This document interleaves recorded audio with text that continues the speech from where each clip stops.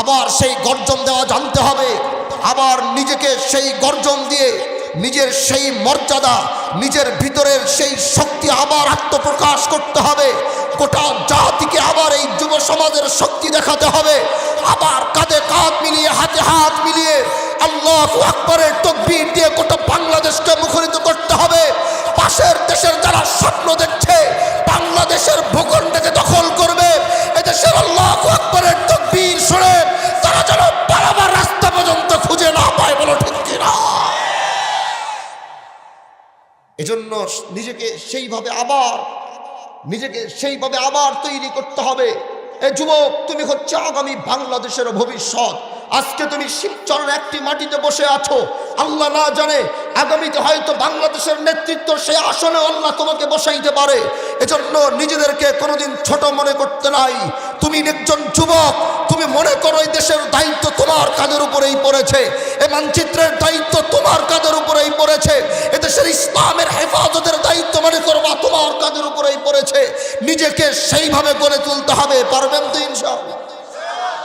আবার দুই হাত উঠিয়ে সর্বোচ্চ আওয়াজ দিয়ে বলেন আল্লাহু আকবার। তারপরও ইমানের আওয়াজ আপনাদের ভিতর থেকে বের করতে পারতেছেন। ওয়াজ শুনতে শুনতে শুধু ওয়াজ শুনলেই হবে না,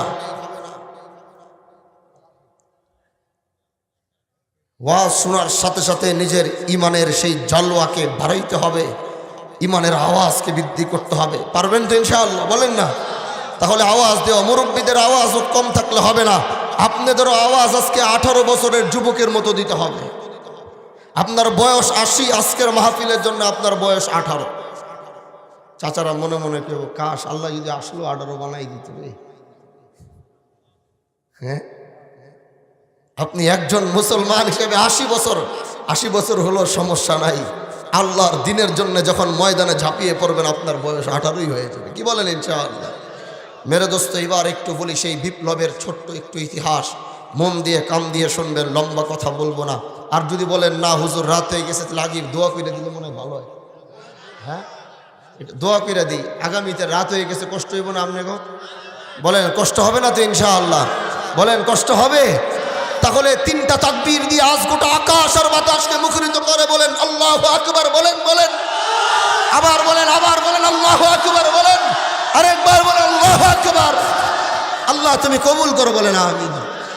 হাজী শরিয়াতুল্লাহ এই মাটির সন্তান, চর এই শিরোইল ইউনিয়নের চর সামাইলের জন্ম হওয়া আপনাদের পাশের গ্রামেরই, আপনাদের পাশের বাড়িরই এই শিবচরের চর সামাইলের শিরোইল ইউনিয়ন আজকের চর সামাইলের তালুকদার পরিবারে যার জন্ম হয়েছিল, জন্মের পর থেকেই তিনার আচরণ ছিল কেমন জানো? কারণ আল্লাহ যাকে কবুল করে তাকে ছোট থেকেই কেমন যেন রাখে। আল্লাহ যাকে দিনের জন্য কবুল করে ছোট থেকেই আল্লাহ তাকে গুনাহ থেকে মুক্ত রাখেন। আল্লাহ তার দ্বারা অপরাধ কম করান, বাহিরে 8-10 জনের মতো হোটেলে খাবার থেকে বিরত রাখেন, তাকে তাকওয়া এবং মুত্তাকি বানান। হাজী শরিয়াতুল্লাহ ঠিক এমনইভাবে আপনাদের পাশেই জন্মগ্রহণ করে বেড়ে ওঠা শুরু করলেন। ছোট বয়সে হাজী শরিয়াতুল্লাহ তিনি আস্তে আস্তে বড় হওয়া যখন শুরু করলেন, বড় হতে হতেই আল্লাহু আকবার এই গ্রামের সন্তানকে, এগুলো লম্বা ইতিহাস, এই গ্রামের সন্তানকে বড় হইতে হইতে তেনার বাবার ইন্তেকাল হইল। পড়াশোনা করতে তিনি চলে গেলেন সেই ভারত, কলকাতার সেখানে পড়াশোনা করা অবস্থায় চাচাকেও হারাইলেন, বাবা মা সবাইকে হারিয়ে হাজী শরিয়াতুল্লাহ এইভাবে চলতে চলতে তার একজন অন্যতম একজন ওস্তাদ বাশারাত আলী রহমতুল্লাহ আলাই, যাকে ওই জামানার ছোট হানিফা বলা হইতো, তার সাথে তার মোলাকাত হলো। হাজী শরিয়াতুল্লাহকে নিজের সন্তানের মতো তিনি গ্রহণ করলেন এবং গ্রহণ করে হাজী শরিয়াতুল্লাহকে তিনি পড়াশোনা করাইতে লাগলেন। ঠিক করাইতে করাইতে হাজী শরিয়াতুল্লাহ আরব জাহানে চলে গেলেন, সেইখানেও তিনি পড়াশোনা করতে লাগলেন। এইভাবে চলতে থাকলো, এক টান দিয়ে চলে গেলাম মনে করেন হাজী শরিয়াতুল্লাহর মোটামুটি এক বয়সে পড়াশোনার জিন্দিগিদার চলতে থাকে। কিন্তু আল্লাহ যাকে কবুল করে তাকে তো কেউ আটকাইতে পারে না, আল্লাহ যাকে কবুল করে তাকে তো কেউ ধরে রাখতে পারে না। এভাবে তিনি পড়তে পড়তে এক সময় যখন মক্কার আরব দেশে আল্লাহ পাক তাকে অনেক শিক্ষিত বানান, ইলমে মাহের করে দেন, আর ইলমিয়াতের উচ্চ শিক্ষা আল্লাহ তাকে দান করেন। ঠিক তেমনিভাবে একদিন হজরতে হাজি শরিয়াতুল্লাহ রহমতুল্লাহ আলাই মদিনাতুল মুনাওয়ারার পাশে বালিশটাকে দিয়ে চুপচাপ করে তিনি ঘুমাচ্ছেন, চোখটা তার বন্ধ। হঠাৎ করে স্বপ্নের মধ্যে তিনি দেখতে পেলেন একজন কেমন ব্যক্তি যেন, যার চেহারা আগে জীবনে তিনি দেখেন নাই, এবং এই চেহারার অধিকারী পৃথিবীতে আর তারপরে কেউ হবে কিনা সেটারও কোনো গ্যারান্টি নাই, আর সেটা হইতেও পারে না। এমন এক চেহারা, যেই চেহারার দিকে তাকাইলে মনে হয় চাঁদের থেকেও সেই চেহারাটা বেশি সুন্দর। সেই আর কে? বলে আর কেউ না, সরকারে কায়নাত মুহাম্মদে আরবি সাল্লাল্লাহু আলাইহি ওয়াসাল্লাম হাজি শরিয়াতুল্লাহ স্বপ্নে যুগে আসলেন। এসে হাজি শরিয়াতুল্লাহকে ডাক দিয়া বলে, এ হাজি শরিয়াতুল্লাহ, আর কত ঘুমাবি? ওঠ ওঠ, আর এদেশে থাকার তোর কোনো সময় নেই। তুই এখন নিজের দেশের দিকে রওনা হবি। তুই সেই বাংলায় যাবি, ওই বাংলায় গিয়ে আল্লাহর দিনকে তুই জিন্দা করবি। ওই বাংলায় যাবি, বাংলায় গিয়ে মানুষদেরকে আল্লাহর দিন তুই বুঝাবি। এই কথা বলবার পরেই হাজি শরিয়াতুল্লাহ রহমতুল্লাহ আলাই তার ঘুম থেকে সে জাগ্রত হলো। ঘুম থেকে জাগ্রত হয়ে মনে হচ্ছে পাহাড়টা তার কাঁধের উপরে পড়েছে। সেই এমন এক চেহারা দেখলো, ওই চেহারা তিনি জীবনে আর কোনোদিন দেখে নাই। বলে এত সুন্দর চেহারা, এবার তার মন তো আর মানে না, তার ওই চেহারা তো আবার দেখতে মনে চায়। এমন এক আওয়াজ তিনি আর শুনেছে, যেই আওয়াজ তিনি জীবনে আর কোনোদিন শুনেন নাই। ওই আওয়াজ তার আবার শুনতে মনে চায়।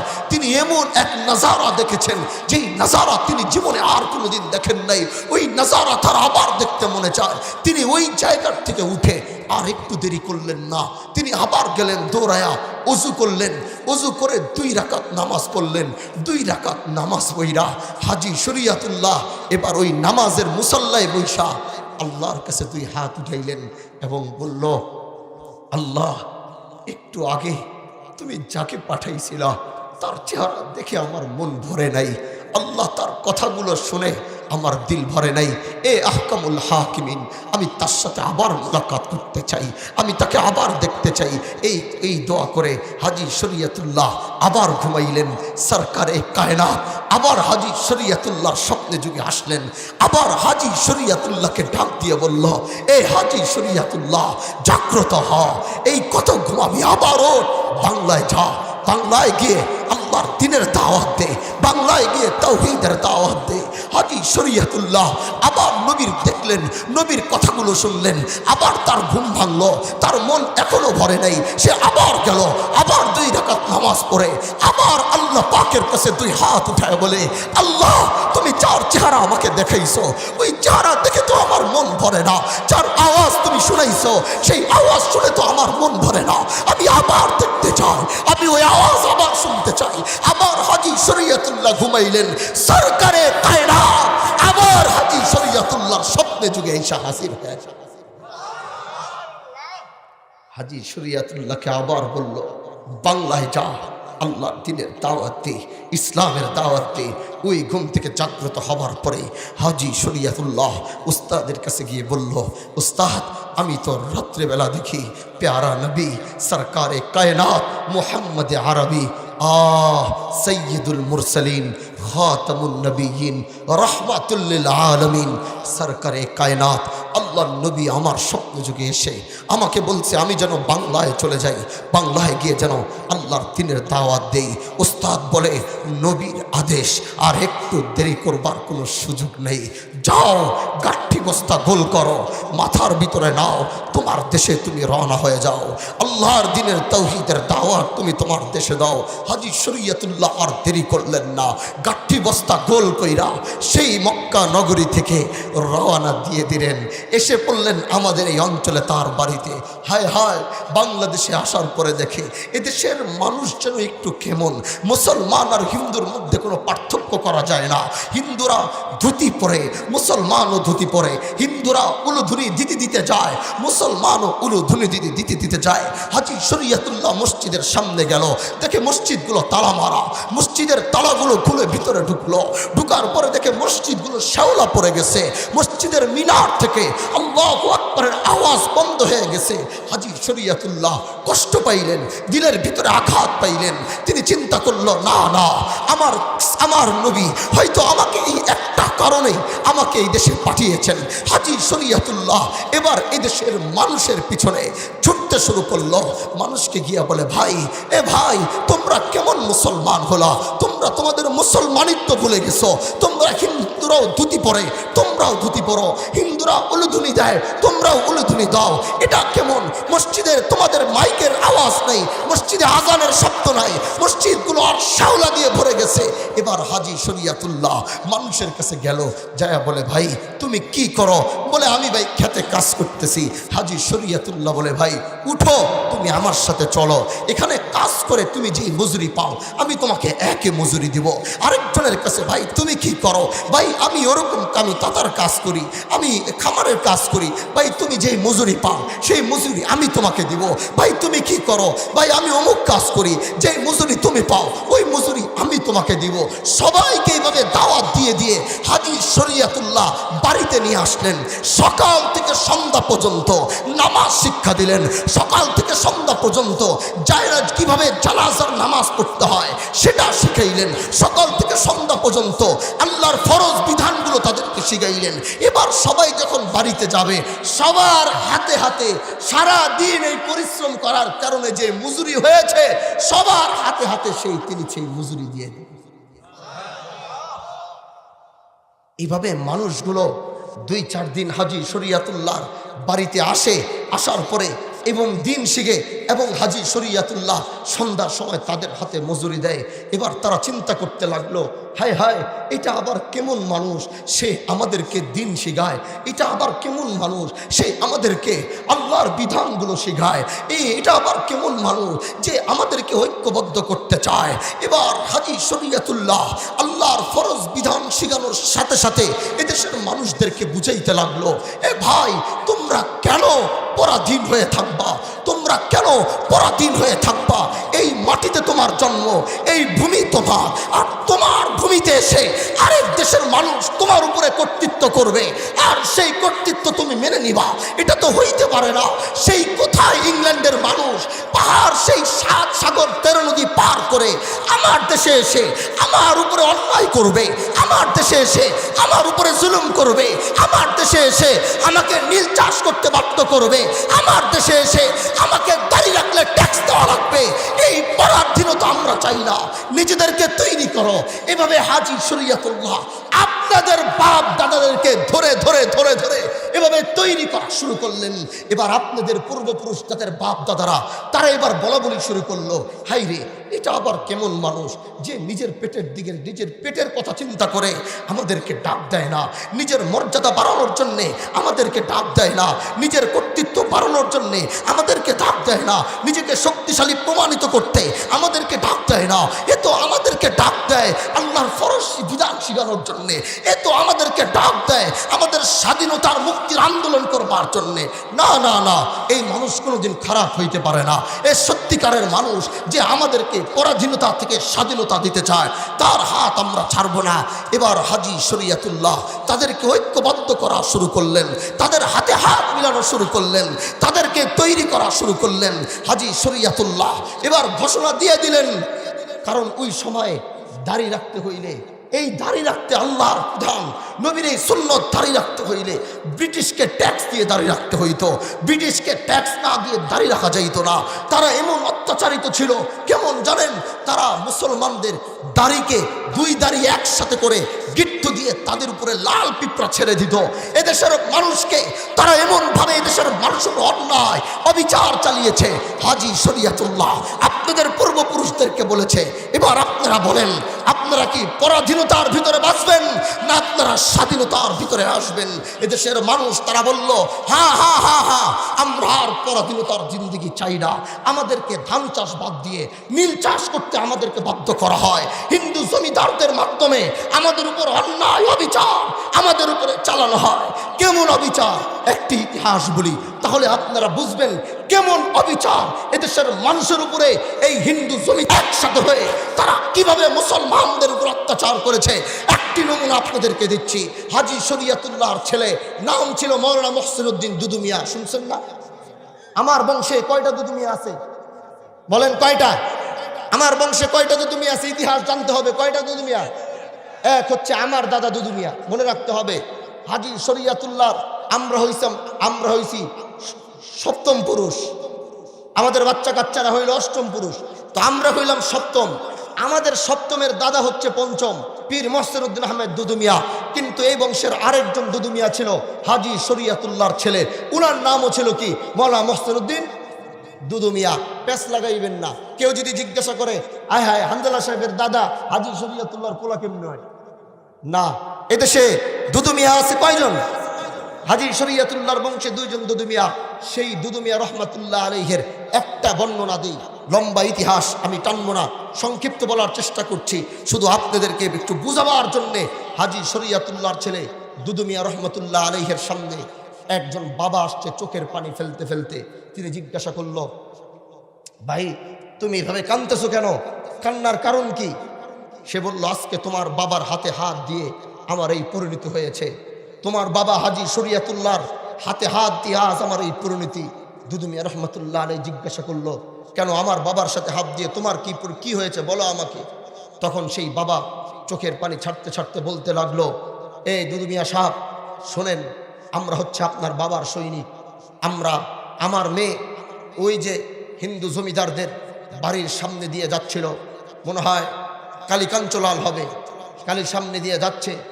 এই তার জামাই কলকাতায় থাকতো, তার জামাই উঠানের ভিতরে বসে আছে, আর আমার মেয়ে গর্ভবতী ছিল, আমার মেয়ের পেটটা বড় ছিল। কালীকাঞ্চলালের যে জামাই কলকাতা থেকে বাড়িতে বেড়াইতে আসছে, ও যখন উঠানে বসে আছে, আমি আমার মেয়ে সামনে দিয়ে যাচ্ছিলাম, তো কালীকাঞ্চলালের জামাই আমার মেয়ের পেটের ভিতরে তার চোখ পড়ছে এবং সে তার শ্বশুরের কাছে একটি রিকোয়েস্ট করেছে। বলে কি রিকোয়েস্ট? বলে আমি দেখতে চাই মুসলমানের পেটে বাচ্চা কিভাবে থাকে। শোনেন ইতিহাস, তাহলে বুঝবেন স্বাধীনতা 1947-এর এই আন্দোলন এমনি এমনি তৈরি হয় নাই। অত্যাচারের স্টিম রুলার তারা আমাদের উপর চালিয়েছে। এবার জামাই আবদার করছে শ্বশুরের কাছে, মুসলমানের পেটে বাচ্চা কেমনে থাকে, কিভাবে থাকে, ওইটা আমি দেখতে চাই। দুদু মিয়া রহমতুল্লাহ আলাই হতভাগ হয়ে গেলেন। বলল কি করেছে? বলে সে আমাকে এক গাছের ভিতরে বাঁধছে, আমার মেয়েকে আরেক গাছের ভিতরে বাঁধছে। আমি দেখতেছি আমার মেয়ে চিল্লাইতেছে, ওদের দিলের মধ্যে বিন্দু পরিমাণও মায়া লাগে নেই। আমি দেখছি আমার মেয়ে বাবা বাবা বলে চিল্লাইতেছে। তারপরও এই হিন্দু জমিদারদের ভিতরে বিন্দু পরিমাণ আঘাত লাগে নাই। আমার চোখের সামনে আমার মেয়েকে গাছের ভিতরে বেঁধে আমার চোখের সামনে আমার মেয়ের পেট ফেরে তার জামাইকে দেখানো হয়েছে মুসলমানের পেটে বাচ্চা কিভাবে থাকে।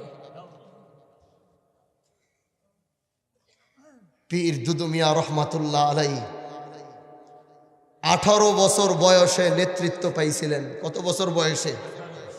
তার বাবা মারা যাওয়ার পরে, হাজী শরীয়তুল্লাহ মারা যাওয়ার পরে 18 বছর বয়সে তিনি নেতৃত্বের দায়িত্ব পান।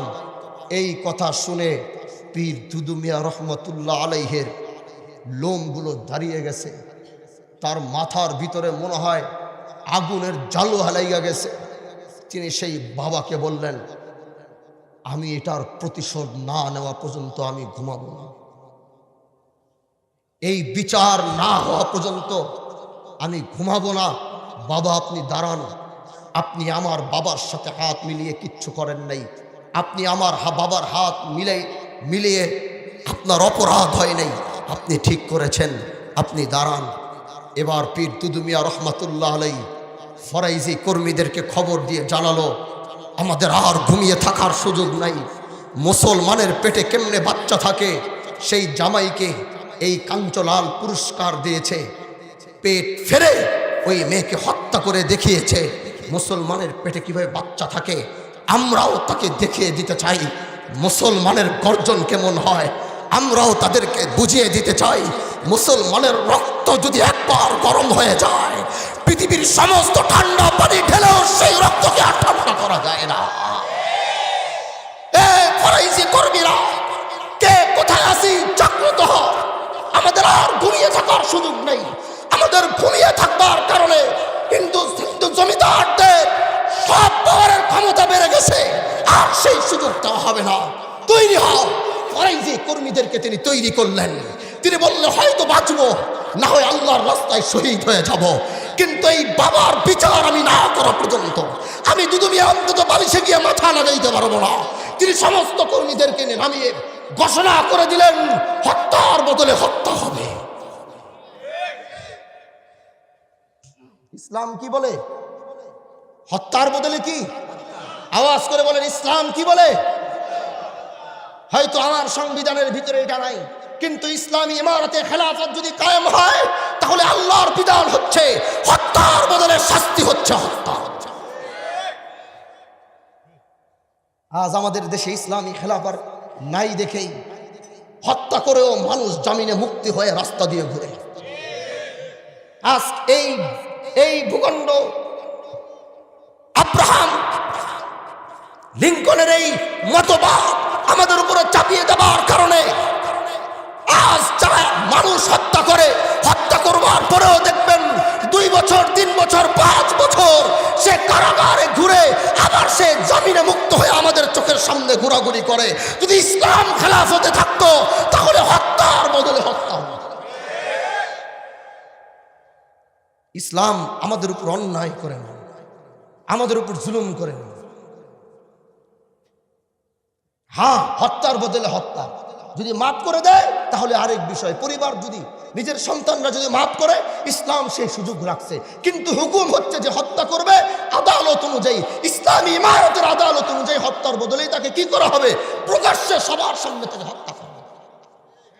দুদু মিয়া রহমাতুল্লাহ আলাইহি দাঁড়িয়ে চিৎকার করে বললেন, আমাদের এখন একটাই করতে হবে, হত্যার বদলে হত্যা। আমাদেরকে কেউ রুখে দিতে পারবে না। ঘোষণা করে দাও, যেইখানে ওকে পাওয়া হবে ওকে টুকরা টুকরা করে দাও। এই ঘোষণা যখন ছড়িয়ে পড়ল, হাজী শরিয়তুল্লাহর ছেলে দুদু মিয়া যখন বাঘের মতো একটা হুঙ্কার দিলেন, শুনেন ইতিহাস, এই দেশের মানুষ, শিবচরের মানুষ, শুনেন আপনারা কোন বংশের সন্তানের সাথে আছেন, কোন মাটিতে আপনাদের জন্ম হয়েছে। অন্তত ইতিহাসগুলো জানলে বুঝতে পারবেন আপনারা কোন মাটির সন্তান। কোটা খবর হয়ে গেল, দুদু মিয়া সিংহের গর্জন দিয়েছে, পালাবার রাস্তা পাবি না তোরা। এবার এই খবর হওয়ার পরে কাঞ্চলালের মাথা গেছে খারাপ হয়ে, কি করা যায়, কোনো উপায় নাই। এবার ফরাইজি কর্মীর ইতিহাসের পাতা বলে, ফরাইজি কর্মীরা যখন তাদেরকে ধরার জন্য যখন যাচ্ছিল, তারা তাদের প্রত্যেকের বাসার উপরে উঠা হিন্দুদের যত স্বর্ণ মুদ্রা, কলসিতে স্বর্ণ মুদ্রাগুলো নিয়ে মুসলমানদের মাথার উপরে স্বর্ণের বৃষ্টি ফালাইতেছিল। তারপরেও তোমরা চলে যাও, আমাদেরকে মাফ করে দাও, কিচ্ছু কইরো না। স্বর্ণের বৃষ্টি বুঝেন? আকাশ থেকে তো শুধু বৃষ্টি দেখছেন, আকাশ থেকে মাঝে মাঝে স্বর্ণের বৃষ্টিও হয়। যেই বৃষ্টি হাজী শরিয়তুল্লাহর দুদু মিয়ার ফরাইজি কর্মীদের উপরে, হিন্দু জমিদারটা বাঁচার জন্য সমস্ত ফরাইজি কর্মীদের উপরে কলসি ভরে ভরে স্বর্ণের মুদ্রা ফালিয়েছে।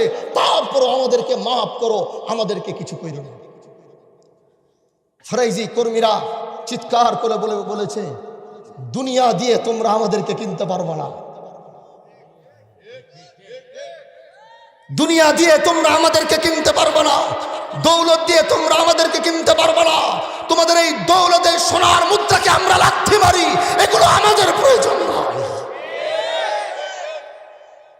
স্বর্ণের বৃষ্টি বর্ষণ করার পরেও দুদু মিয়াকে আটকানো যায় নাই।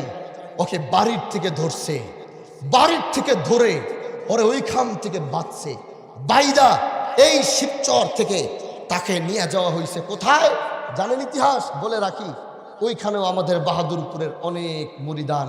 এটা হচ্ছে সেই মৌডুবি, ওই পটুয়াখালী, ওই মৌডুবি সাগরের পার। ওইখানে আপনারা অনেকে শুনছেন, হয়তো অনেকে জানেন, ওইখানে আজও আমরা যাই। ওই জায়গাটা মাঝে মাঝে আমরা আজও গেলে ওই জায়গাটা পরিদর্শন করি। ওই জায়গায় গেলে আমাদের রক্তগুলো একটু গরম হয় যে আমাদের পূর্বপুরুষরা কেমন বিচার করেছে। ওকে বাইদা এখান থেকে সেই মৌডুবি সাগরের তীরে নিয়ে যাওয়া হয়েছে। সাগরের তীরে নিয়ে তারে টুকরা টুকরা করে মাটির নিচের ভিতরে, মাটির নিচে পুঁতে দেওয়া হয়েছে। ব্রিটিশ আদালতে খবর হয়ে গেল দুদু মিয়া হত্যার বদলে হত্যা করেছে। দুদু মিয়া হত্যার বদলে হত্যা করেছে, তাই কোথায় করেছে তাকে ধরা হলো, জিজ্ঞাসা করা হলো। উনি বলছে আমি কোনো মানুষ হত্যা করি নাই, আমি একটা শুয়োর হত্যা করে মাটির নিচে পুঁতে রাখছি। মাটি ক্ষুধা হইল শুয়োর বের করার জন্য, বলে আমি শুয়োর মেরে রাখছি। মাটি ক্ষুধার পরে দেখে আসলে মানুষ পাওয়া যায়নি, শুয়োর মরে পড়েছে। এবার চিন্তা করে দেখেন, এই ইতিহাসগুলো তো আমরা বলি না আপনাদের, এই ইতিহাসগুলো আপনারা জানেন না। শিবচরের মানুষ হয়ে, শিবচরের যুবক হয়ে আপনারা জানেন না ইতিহাস। এবার আপনি চিন্তা করেন, হাজী শরীয়তুল্লাহর ছেলে বড়া দুদু মিয়া সাহেব কি অত্যাচার আমাদের উপর করেছে, আর সেই জবাব তারা কিভাবে দিয়েছে। এইভাবে হাজী শরীয়তুল্লাহ এসে যখন দাওয়াত দেওয়া শুরু করলো, এদেশের মানুষ বুঝে গেছে না উনি আমাদেরকে মুক্ত করতে চায়। তখনই আপনাদের বাপ দাদারা হাজী শরীয়তুল্লাহর হাতে হাত লাগালো। হাজী শরীয়তুল্লাহ চিন্তা করে, কাজ যেহেতু করব, এইভাবে তো কাজ করা যায় না, কাজের জন্য একটা প্ল্যাটফর্ম প্রয়োজন হয়, তো সেটা কি করা যায়। হাজী শরীয়তুল্লাহ তখনই ঘোষণা দিলেন, তাহলে আমি একটা সংগঠন করব, যেটার নাম হবে কি? আওয়াজ করে বলেন না, সেটার নাম কি হবে? হাজী শরীয়তুল্লাহকে জিজ্ঞাসা করা হয়েছিল, আপনি আপনার দলের নাম ফরাইজি জামাত, আগে ছিল আন্দোলন, আগে ফরাইজি জামাত ছিল, আপনি ফরাইজি জামাত কেন করলেন? হাজী শরীয়তুল্লাহ বলেছে, এদেশের মানুষকে প্রথমে আল্লাহর ফরজ বিধানগুলো শিখাইতে হবে। মুসলমানদের প্রথম আগে ফরজ বিধান জানতে হবে, ফরজ বিধানের পর এক এক করে বিষয় জানতে হবে। এজন্য আমি আমার প্ল্যাটফর্মের নাম দিয়েছি ফরাইজি জামাত। এই দেশের মানুষ ফরাইজি জামাতের ছায়াতল ঐক্যবদ্ধ হওয়া শুরু করলো। হাজী শরীয়তুল্লাহ বলল, আমাদের এখন সংখ্যা অনেক বেশি হয়েছে, আমাদের এখন প্রয়োজন লড়াই করতে হবে। ফলে সেই লড়াইয়ের জন্য হাজী শরীয়তুল্লাহর ঐতিহাসিক ফরাইজি জামাতের একটি বিষয় ছিল, সেটি দেখবেন ইতিহাসের পাতাও বলে, হাজী শরীয়তুল্লাহ লাঠি আলবাহী 3.5 হাত লাঠি। কয় হাত বলেন না, কয় হাত লাঠি? এই আপনাদের বাপদাদারাই মনে রাখেন, আপনাদের বাপদাদার ইতিহাস বলতেছি, বিদেশি মানুষের ইতিহাস বলতেছি না, ওই দূর দূরান্তের জেলার মানুষের ইতিহাসের কথা বলছি না, আপনাদের বাপ দাদাদের পূর্বপুরুষের ইতিহাস বলছি। আপনাদের বাপ দাদারা ফরাইজি জামাতের ছায়া তলে এসে আজই 3.5 হাত, আর এই 3.5 হাতের লাঠিয়াল বাহিনী তারা তৈরি করতে লাগলো। করতে করতে ইতিহাস বলে এক সময় সেই লাঠিয়াল বাহিনী দাঁড়িয়েছে 80,000। কয় হাজার? 80,000 লাঠিয়াল বাহিনী। কিছু বুঝেন? ওই সময় এই মানুষিয়া ছিল কত? হ্যাঁ, ওই সময় মানুষিয়া ছিল কত এই ভারতবর্ষে পুরা? এর মধ্যে শুধু ফরাইজি আন্দোলনের, ফরাইজি জামাতের 80,000 লাঠিয়াল বাহিনী গোটা এই পর্বের ভিতরে, গোটা তখন ভারতবর্ষ যদি বাংলাদেশের বাউন্ডারি ধরি, পুরো বাংলাদেশের বাউন্ডারিতে 80,000 মুজাহিদ লাঠিয়াল বাহিনী তৈরি হয়েছে ব্রিটিশের বিরুদ্ধে যুদ্ধ করবার জন্যে, ব্রিটিশের বিরুদ্ধে লড়াই করবার জন্যে, হিন্দু জমিদারদের সমস্ত দাঁত ভাঙা জবাব দেওয়ার জন্যে আপনাদের পূর্বপুরুষরা তৈরি হয়েছিল। এইভাবেই হাজী শরীয়তুল্লাহ ইসলামের বিপ্লব এই মাটিতে ঘটিয়েছেন। এই মাটিতে তিনি ইন্তেকাল করেছে, তার সন্তান দুদু মিয়া দাঁড়িয়ে গিয়েছে। দুদু মিয়া ইন্তেকাল করেছে ব্রিটিশের বিরুদ্ধে, তার সন্তান সাইদুদ্দিন আহমেদ খান বাহাদুর দাঁড়িয়েছে, তিনি ইন্তেকাল করেছে ব্রিটিশের বিরুদ্ধে। পীর বাদশা মিয়া দাঁড়িয়েছে, পীর বাদশা মিয়া ইন্তেকাল করেছে। পীর দুদু মিয়া রহমাতুল্লাহ আলাইহি পর্যন্ত ব্রিটিশ বিরোধী আন্দোলন করেছে। আজ তারা চলে গেছে, আমরা কি মরে গেছি? হ্যাঁ, তারা চলে গেছে, আমরা কি মরে গেছি? আওয়াজ করে বলবেন, আমরা কি মরে গেছি? আরো জোরে আওয়াজ করে, আমরা কি মরে গেছি? আপনারা মরে যাইতে পারেন, কিন্তু আমরা কিন্তু এখনো মরে যাই নাই। আপনারা আপনাদের বংশের গৌরবকে নষ্ট করেছেন, আমরা এখনো ধরে রাখার চেষ্টা করছি। আমরা যদি সংগ্রামী পরিবারের সন্তান হই, শিবচরের প্রতিটা সন্তান হচ্ছে এক একটা সংগ্রামী পরিবারের সন্তান। আমি ধরে রাখছি, আপনি কেন ছেড়ে দিলেন? বলেন, আমার প্রশ্নের জবাব দিবেন। আমি ধরে রাখছি, আপনি কেন ছেড়ে দিলেন? আমি যদি বলি হাজী শরীয়তুল্লাহ সংগ্রামী পরিবারের সন্তান, আপনিও কোনো না কোনোভাবে এক সংগ্রামী পরিবারের সন্তান, তাহলে আপনি সংগ্রাম কেন ছেড়ে দিয়েছেন? আপনি কেন সংগ্রাম ছেড়ে দিয়েছেন? আপনারা কেন সংগ্রাম ছেড়ে দিছেন? ইতিহাস অনেক লম্বা, বলতে গেলে অনেক কথা বলতে পারি, এত লম্বা দীর্ঘ আলোচনা আমি করতে পারবো না। আমার শেষ বার্তাটি আমি দিয়ে শেষ করব। এবার আপনাদেরকে বলতে চাই, আমার মনে হয় প্রতিটা জামানার পর আল্লাহ পাক এক একজন এই বংশে দাঁড় করিয়ে দিয়েছেন। আমিও যদি আপনাদের মাঝে আল্লাহর দিনকে জিন্দা করবার জন্যে, গোটা দেশের অন্যায় অবিচারের বিরুদ্ধে রুখে দেওয়ার জন্যে, আবার যদি সেই ফরাইজি আন্দোলনে 3.5 লাঠিয়াল বাহিনী আবার যদি তৈরি করে আল্লাহর দিনের বিজয়ের জন্যে যদি জীবন দিতে হয়, রক্ত দিতে হয়, কারা কারা দেওয়ার জন্য প্রস্তুত, চিৎকার করে দেখা।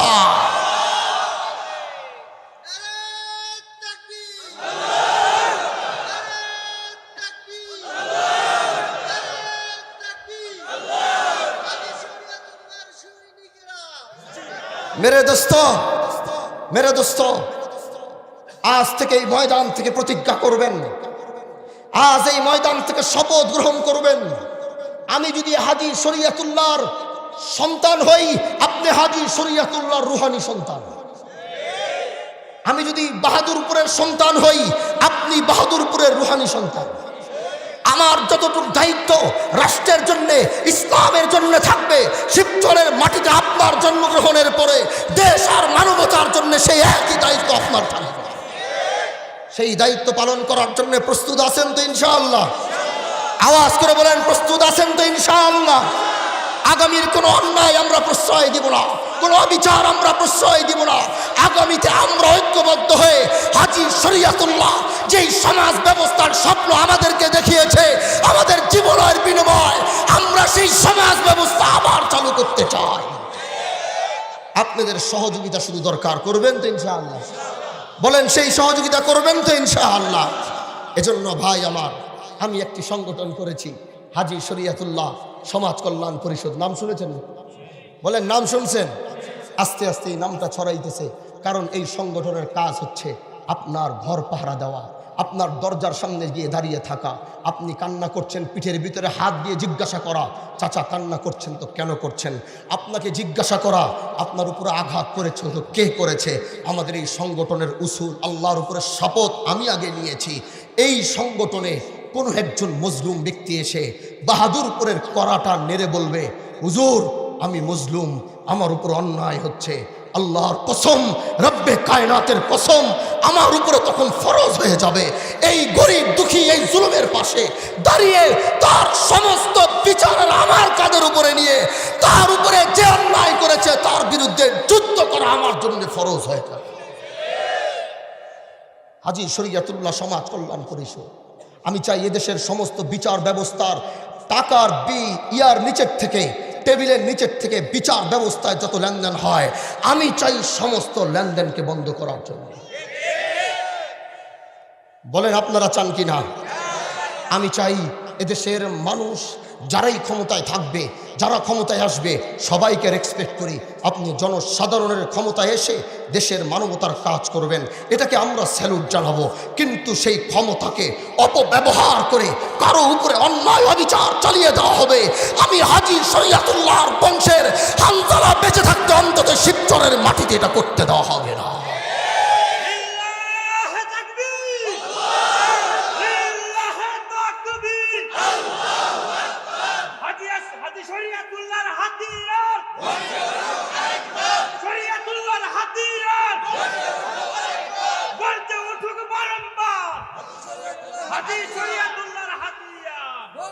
মেরে দোস্ত, এটা হচ্ছে আমার চাওয়া। আমি আপনাদের কাছ থেকে 2টা টাকা চাই না, আমি আপনাদের কাছে কোনো পয়সা চাই না। আমি আপনাদের পাশে দাঁড়িয়ে অন্যায়ের বিরুদ্ধে গর্জন দিতে চাই, আপনাকে নিরাপত্তা দিতে চাই, আপনার পাশে দাঁড়িয়ে আপনার সাহারা হতে চাই, আপনার পাশে দাঁড়িয়ে আপনার পিঠের ভিতরে হাত বুলিয়ে আপনাকে জিজ্ঞাসা করতে চাই আপনি ঠিক আছেন কি না। এই দায়িত্বটুকু আমার উপরে, আপনারা দেন নাই, আমার বংশ, আমার পূর্বপুরুষরা এই দায়িত্ব আমাদের কাঁধের উপরে চাপিয়ে দিয়ে গেছে। এই দেশের মানুষ তোমাদের, এদেশের মানুষের পাশে তোমরা সুখে দুঃখে এদেশের মানুষের পাশে তোমরা দাঁড়াবা, কারণ তারা আমাদের পাশে দাঁড়িয়েছিল, তাদের মাধ্যমেই হাজী শরীয়তুল্লাহ হয়েছিল। এজন্য এই সংগঠনটা আস্তে আস্তে গোটা শিবচরের ভিতরে ছড়িয়ে পড়ছে, ছড়িয়ে যাচ্ছে। 19টা ইউনিয়নে 19টা কমিটি হবে এবং হাজার হাজার কর্মী যুবক সন্তানরা এই সংগঠনের সদস্য থাকবে। তাদের মাধ্যমে ইনসাফ এবং আদল প্রতিষ্ঠা করা হবে। এজন্য এই সংগঠনের ডাক আপনাদের এইখানে যদি আসে, দলে বলে আপনারা যোগদান দিবেন তো ইনশাআল্লাহ? এটা কোনো রাজনৈতিক সংগঠন নয়, আগেই বলেছি। এটা হচ্ছে আপনাকে নিরাপত্তা দেওয়া, আপনাকে সিকিউরিটি দেওয়া, আপনার পাশে গিয়ে দাঁড়ানো, আপনাকে ন্যায় প্রতিষ্ঠা পাইয়ে দেওয়া। কেউ আপনার উপরে জুলুম করেছে, তার ভয় আপনি কথা বলতে পারছেন না, আসেন আপনি আমার কাছে। আপনি ভয় পেয়ে কথা বলতে পারেন নাই, কিন্তু তাকে ভয় পেয়ে গুনার সময় আমার কাছে নেই। সে যেই হবে, অন্যায় করবে, তার অন্যায়ের কাঠ করে তার দাঁড়াইতে হবে। সে যেই হবে, অপরাধ করবে, অপরাধের কাঠ করে তার দাঁড়িয়ে সেটার জবাবদিহিতা করতে হবে। এজন্য আসেন, সাহসিকতার সাথে চলেন। হাজী শরীয়তুল্লাহ সংগ্রামী পরিবার হিসাবে, সন্তান, রুহানি সন্তান হিসাবে আপনি নিজেকে গড়ে তুলুন। আল্লাহ পাক আজকের এই মাহফিলকে যেন কবুল করে, বলেন আমিন। আজকে আপনাদের সামনে নিজের না, আপনাদের পূর্বপুরুষ, আপনাদের রুহানি পূর্বপুরুষের সামান্য কিছু ইতিহাস আপনাদের সামনে তুলে ধরে আপনাদেরকে আগামীর বাংলাদেশের জন্য একটু তৈরি করবার চিন্তা প্রয়াস আমি করেছি। ইনশাআল্লাহ এখানেই শেষ নয়, আগামীতে আবার দেখা হবে, আগামীতে আবার কথা হবে। আপনাদেরকে সাথে আর পাশে নিয়ে এগুলো এক শিবচর করব, যেই শিবচর আমাদের পূর্বপুরুষরা স্বপ্ন দেখেছিল। এমন এক আদালত বসাবো, যেই আদালতের ভয়ে এদেশের মানুষ আলিফের মতো সোজা হয়ে চলবে ইনশাআল্লাহ। কি বলেন ইনশাআল্লাহ? কি বলেন? কি বলেন? চান তো আপনারা? এটা চান তো ইনশাআল্লাহ? এজন্য পাশে থাকবেন তো ইনশাআল্লাহ? আল্লাহ তুমি কবুল করো। বাহাদুরপুরের মাহফিলের তারিখ এই মাসের কত তারিখ? আপনারা যাইবেন? কোথায় যাবেন? মাহফিলে যাইবেন না মুরমুরি কিনতে যাইবেন? এদেশের মানুষ মুরমুরি কিনতে যায়। হাসা কইছি নি? কোন হাসা কইছি? আপনিও কি কাজ করছেন? ছোটবেলায় করছেন? করেন? করছি। হ্যাঁ, স্যার তো এই তো আমরাও করছি। এই দেশের মানুষ বাহাদুরপুরের শিবচরের যারা আছে এরা যায় বাহাদুরপুরের মুরমুরি কিনতে। হ্যাঁ বলেন ঠিক কিনা? এবার তো চেহারাগুলা কম বেশি চিনি। এবার যেটারা আমি ওই মুরমুরির দোকানের সামনে দেখবো, ধৈরা নিয়ে স্টেজের সামনে বহায়া 3 দিন বহায়া রাখেন। কি কর? হ্যাঁ, এবার কিন্তু আমি সব চেহারা চিনি। আগে তো চেহারা চিনতাম না, আগে ছিলাম ঢাকার মানুষ, আর এখন হয়ে গেছি শিবচরের মানুষ। এখন যে পোলাপাইন তো আমি তো সব দিকে এখন চিনি। যেটারে দেখবো ওই মুরমুরির দোকান আর ওদিক দিয়ে খালি ঘোরাঘুরি করা, ওইটারে ফোর্স দিয়া ধরায়া একদম স্টেজের সামনে নিয়ে বহায় রাখবো এবং কমপতি নামাজের সময় আমার একবার সালাম দিবি, আমি তোর একবার সালাম দিব। কি করেন আপনারা? শিবচরের মানুষ যদি বাহাদুরপুর মাহফিলের ময়দানে থাকে, বিদেশি মানুষ আর লাগে? লাগে? দরকারই নাই। শিবচরের মানুষ যদি থাকে আর কারো লাগেনি। এজন্য আপনাদের ময়দানে থাকতে হবে, বয়ান শুনতে হবে। কি বলেন ইনশাআল্লাহ? সেটা করবেন তো ইনশাআল্লাহ? এই 3 দিন বাইতে থাকবেন না, বাইতে আইবেন। রাত্রে 11টা বাজে মাইকটা বন্ধ হইব বাহাদুরপুরের, সোজা নাইলে 1 ঘন্টা আগে আইসা পড়বেন। বাসায় তাড়াতাড়ি ঘুমায় যাইবেন। সকালে পারলে চেষ্টা করবেন ফজরের নামাজটা বাহাদুরপুরের ময়দানে গিয়া পড়তে।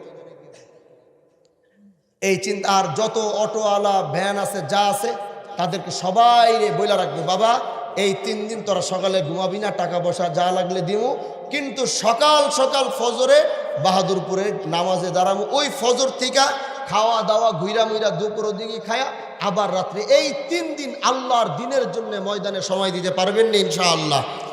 কোনো পুরুষ মানুষ বাড়িতে থাকতে পারবেন না, কোনো পুরুষ মানুষ বাড়িতে থাকতে পারবে না, সবাই ময়দানে গিয়ে আওয়াজ শুনবেন। কি বলেন? পারবেন তো ইনশাআল্লাহ? বলেন পারবেন ইনশাআল্লাহ? এটা আস্তে আস্তে শুরু করতে হবে। এবং যুবক পোলাপাইন এরা সবাই বাহাদের মাহফিলের কাজে ব্যস্ত থাকবে। কি বলেন? যুবক পোলাপাইন যা আছে এরা কোথায় ব্যস্ত থাকবে? বাহাদুরপুরের মাহফিলের কাজে। এই জন্য ওরা থাকবে বাহাদুরপুরের সমস্ত কাজ আঞ্জাম দিবে ওরা। এইভাবে এটা শুরু হইলে দেখতে ভালো লাগবে না খারাপ লাগবে? বলেন দেখতে ভালো লাগবে না খারাপ লাগবে? এজন্য এই কথাগুলোর উপর আমল করতে পারবেন তো ইনশাআল্লাহ? 2 নম্বর শেষ কথা, এটা কি মাস? বলেন কি মাস? কি মাস? আজকে শাবান মাসের মনে হয় 2-4 তারিখ হয়ে গেছে, 5 তারিখ হয়ে গেছে। রমজানের আছে কয় দিন? হ্যাঁ, 26 দিন কি হায়াতে বাঁচবেন? কি মনে হয়? একজন একটু গ্যারান্টি দেন না যে হুজুর আমি রমজান পর্যন্ত বাঁচবো, গ্যারান্টি দিলাম। কে আছে? আছে মনে হয়? কে আছে তো দেখি না, একজনও নাই। কেন ভাই? রমজান পর্যন্ত বাঁচবেন এই গ্যারান্টি আপনার কাছে নাই। এজন্য জানি না যে রমজান পর্যন্ত যাব কিনা, জানি না রমজান পাবো কিনা। এজন্য আল্লাহ নবী রমজানের আগে আল্লাহর কাছে 2 মাস হায়াতের ভিক্ষা চাইতেন। আল্লাহ তুমি আমারে 2টা মাস হায়াত বাড়ায়া রমজানটা আমারে পায়া দাও। নবী কিন্তু কাঁদতেন আর এই দোয়া করতেন। যেই নবীর হায়াতে কোনো গুনাই নাই উনি রমজানের জন্য কাঁদতেন, রমজানে যাওয়ার জন্যে। উনার কান্দাটা মানে তোরা কানবি, উনার রমজানটা পাওয়া, এই চাওয়াটা মানে নবীর চাওয়াটা মানে আমার উম্মত তোরা আল্লাহর কাছে চাবি, তোরা কান্না করে রমজানটা যেভাবেই হোক আল্লাহর কাছে কান্না কাটি কইরা রমজানটার একটু যেইভাবেই হোক আল্লাহরে বুঝায়া শুনায়া চোখের পানি ছাইরা রাতের বেলা তাহাজ্জুদে দাঁড়ায়া নামাজে হাত উঠায়া অঝরে কান্নাকাটি করে তোরা শুধু একটা কথাই আল্লাহকে বলবি, আল্লাহ রমজানের আগে তুমি আমার বিদায়ের ঘন্টা বাজায় না।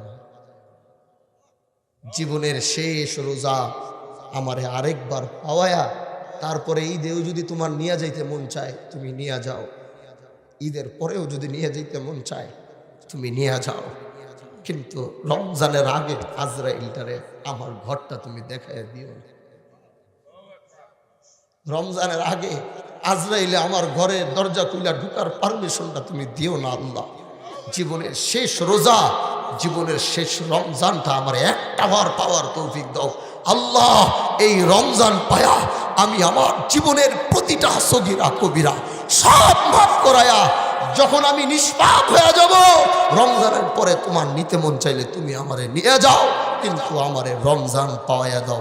এই দোয়া করতে পারবেন নি বেশি বেশি ইনশাআল্লাহ? বলেন পারবেন বেশি বেশি? যুবক পোলাপাইন মনে করো আরে আমরা তো ইয়াং, আমরা বাচ্চা থাকবো, মরলে মরবো, বুড়াটি না। তোমার মতো কত যুবক বাইক অ্যাক্সিডেন্ট করে, আমি ওই দিন শুনলাম 11 না 15 বছরের একটা বাচ্চা বলে হার্ট অ্যাটাক করে মারা গেছে। এজন্য ভাই আমার আজকে আমনে গো টা গুনার শেষ হইতেছে না রে ভাই, টা মনে হয় বেশি দিয়ে দিচ্ছে সবাই। হ্যাঁ, টা মনে হয় বেশি দিয়ে দিচ্ছে, গুণ না মেশিনটা লইয়া মনে হয়। হ্যাঁ, এজন্য ভাই আমার কথা শুনেন, এজন্য আল্লাহর কাছে রমজানের এই হায়াতের ভিক্ষা প্রত্যেকে চোখের পানি ছাইরা চাবেন। আল্লাহ যেন সবাইকে রমজান পায়া রমজানের মধ্যে রমজানের রহমত, রমজানের বরকত, রমজানের এই কদরের রাত আল্লাহ যেন সবাইকে পাওয়ার তৌফিক দান করে। আজকের মতো এখানেই শেষ করব। হায়াতে বেঁচে থাকলে আবার দেখা হবে, আবার কথা হবে। আপনার জন্য আমি সব সময় উপস্থিত। কখনো যদি মনে করেন আমাকে আপনার প্রয়োজন, সোজা বাহাদুরপুর চলে আসবেন, আমার নাম্বার উন্মুক্ত, সোজা আমাকে ফোন দিবেন। সব সময় আপনাদের পাশে, আপনাদের সাথে যেন আল্লাহ থাকার মতো তৌফিক দান করে।